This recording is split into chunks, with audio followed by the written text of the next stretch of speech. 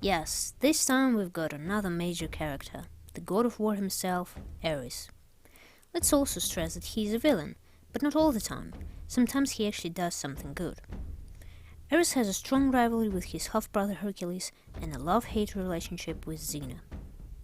He took Xena under his wing as his protege sometime after she first met with Caesar, and later after she left Chian and was heading towards the Northlands, Ares also gave her the chakram. In time he fell in love with Xena and continued to follow her throughout the series, tempting her to go back to her old ways, but eventually gave up and turned into more of a hindrance than an enemy. At some point he also took a liking to Gabrielle, tried to seduce her away from her travels with Xena and tempted her to become his new protege. The two even became something like friends after he resurrected her in motherhood. Ares' relationship with Hercules is fueled by jealousy because Zeus, their father, had always favored and liked Hercules more than Ares and their other siblings. Thus, Ares is motivated to constantly try to destroy his half-brother. Though he represents the physical aspect of war, Ares is far from some mindless thug. He is, in fact, a brilliant strategist, preferring to plan his battles carefully rather than rushing into a fight. Whenever possible, he seems to like the methods of getting other people to do his work for him or finding ways to get his enemies to destroy themselves. He repeatedly attempts all this with Hercules, knowing that he cannot murder his half-brother without suffering the wrath of Zeus. In the first season of Hercules' legendary journeys, Ares never appeared in person. We can only hear his voice in some of the episodes he is in. Well, we can see him in the form of a monster in one episode, but that doesn't count. After Xena's lieutenant Daphos was killed, Ares brought him back to life to feed his dog Gregus and rule the earth. Hercules, with the help of Iolaus, Xena and Salmoneus, managed to put an end to this scheme. After that, Xena started to fight for the greater good, and Ares tried to bring her back to the dark side several times. For example, he joined forces with Xena's archenemy Callisto, who was already dead by that time, and engineered a body switch so that Callisto's soul occupied Xena's body while Xena was trapped in Tartarus. He seemed to be grooming Callisto and Xena's body to be his new warrior queen, and even slept with her, but later he turned away from her, realizing that she was too uncontrollable and too madly obsessed with Xena. I mean, revenge against Xena. Yeah. Ares often tried to make Hercules' life as miserable as it could be, especially when Hercules fell in love with Ares' protege Serena, the last golden hind. Ares told Hercules that he would release Serena from her vow of service to him and allow her and Hercules to marry if Hercules gave up his superhuman strength.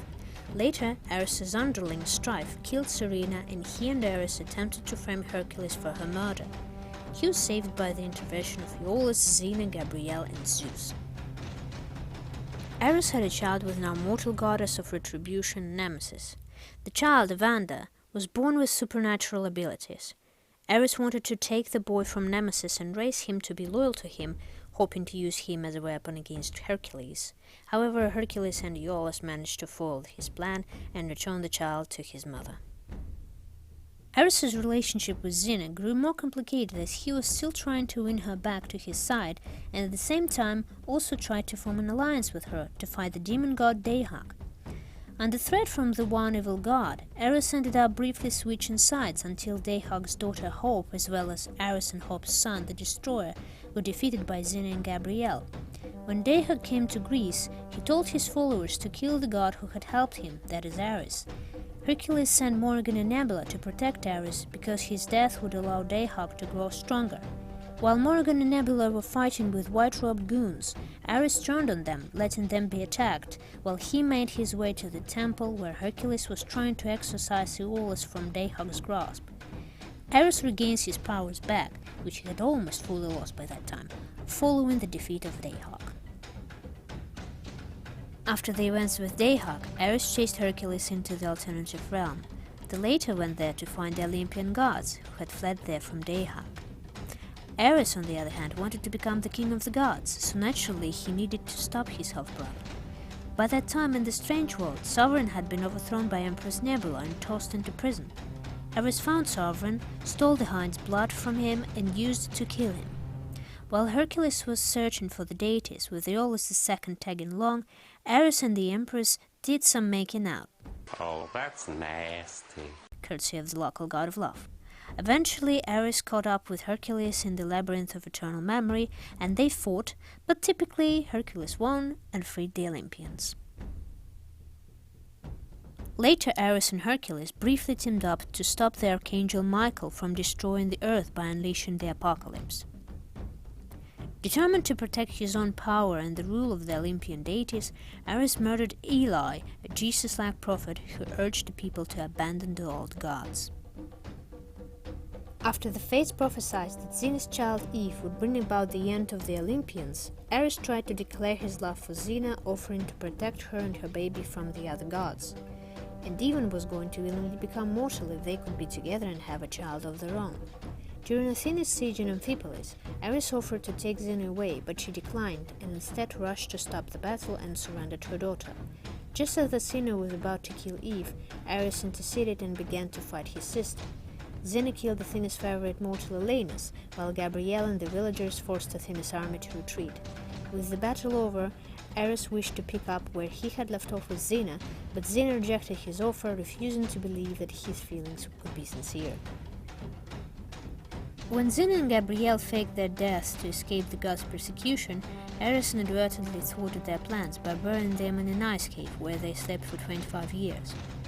After mourning Xena for years, Ares unknowingly took Eve, at the time the Roman warrior Olivia, as his protege and lover. When Xena returned, he resumed his pursuit of her.